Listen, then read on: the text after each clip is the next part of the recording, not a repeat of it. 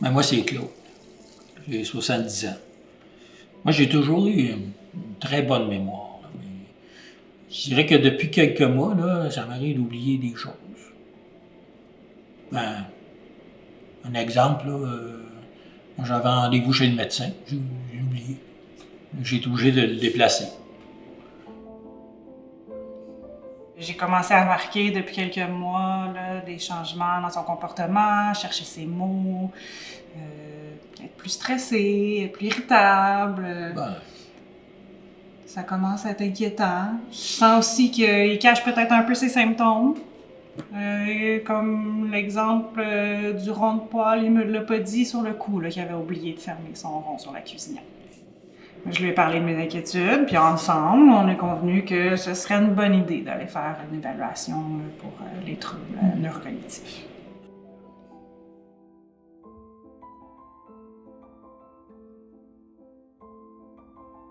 Alors, en pratique, quand les gens suspectent, soit d'eux-mêmes, soit par leur entourage, un enjeu cognitif, ils font une requête auprès du médecin de famille. Ils ont souvent un premier filtre avec un médecin de famille qui peut chercher à identifier, confirmer ou non les troubles et qui nous réfère ensuite le patient aux cliniques mémoire.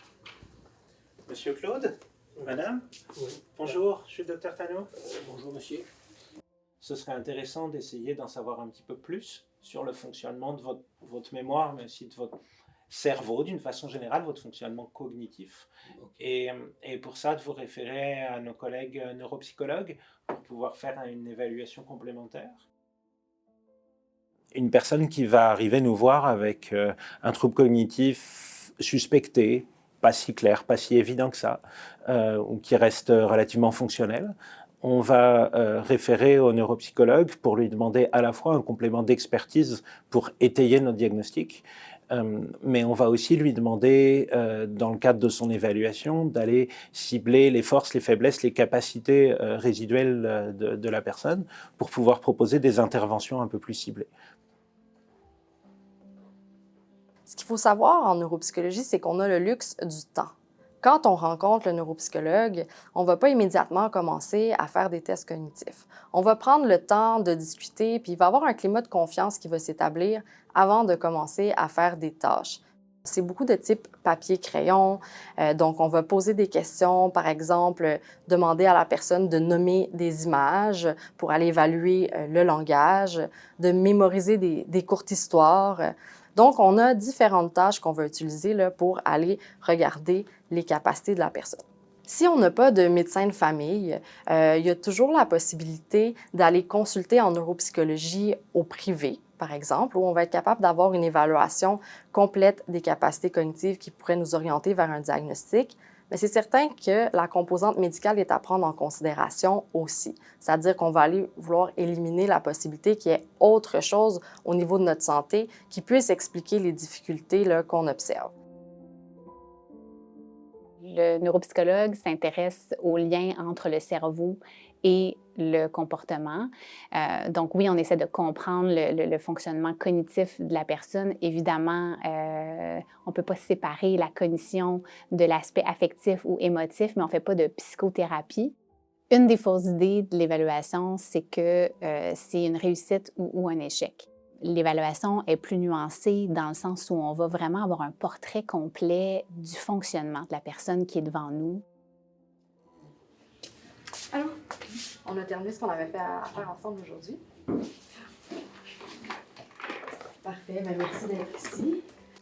Donc, après toute cette analyse-là, ce que je vois qui ressort, c'est que oui, il y a certaines difficultés, mais elles sont là, relativement légères. Donc, dans ce temps-là, on parle d'un trouble cognitif léger. Donc, oui, on voit un peu des difficultés au test, puis au quotidien, vous pouvez remarquer ces impacts-là. Par contre, ça ne vous empêche pas de réaliser vos activités au quotidien. Parfois, il faut les faire un peu de façon différente, mais il y a certaines stratégies, des choses qu'on peut mettre en place là, pour vous aider. Merci. Les troubles neurocognitifs peuvent être causés par différentes maladies qui vont affecter le cerveau. La plus connue et une des plus fréquentes, c'est certainement la maladie d'Alzheimer. dans laquelle on va avoir d'abord une atteinte au niveau de la mémoire, mais on a d'autres types de maladies qui peuvent toucher le cerveau puis avoir un impact sur les capacités cognitives et donc donner un diagnostic de troubles neurocognitifs. On a parfois peur d'aller consulter parce qu'on a peur de perdre certains droits. On a peur de perdre notre permis de conduire, par exemple. Il faut savoir que les professionnels de la santé, leur objectif avant tout, c'est d'aider à préserver cette autonomie-là le plus longtemps possible. Consulter tôt peut absolument avoir un effet sur la progression de la maladie parce qu'on peut mettre en place plus rapidement des interventions, que ce soit médicamenteuses ou aussi des stratégies à appliquer au quotidien pour compenser certaines difficultés.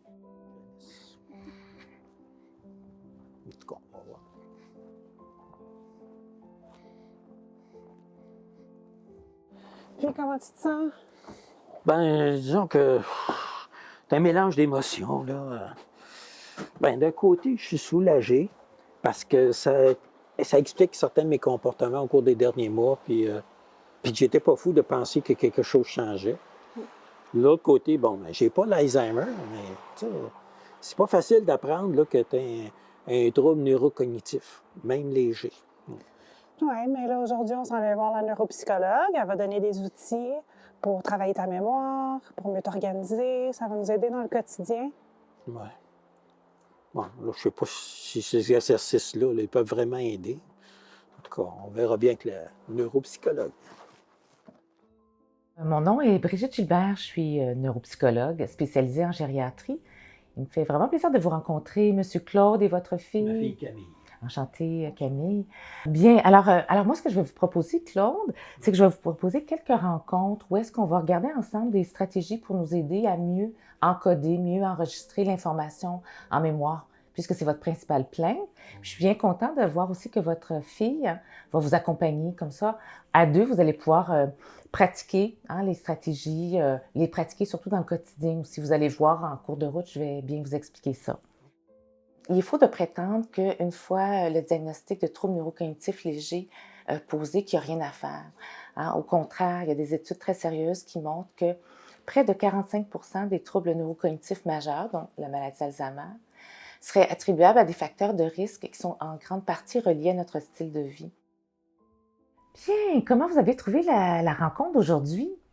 Mais je trouve que ça s'est bien passé, Dr. Gilbert, parce que là, je m'aperçois que je peux avoir un certain contrôle là, sur l'évolution de mon trouble. Puis c'est pas vrai là, qu'on ne peut rien faire.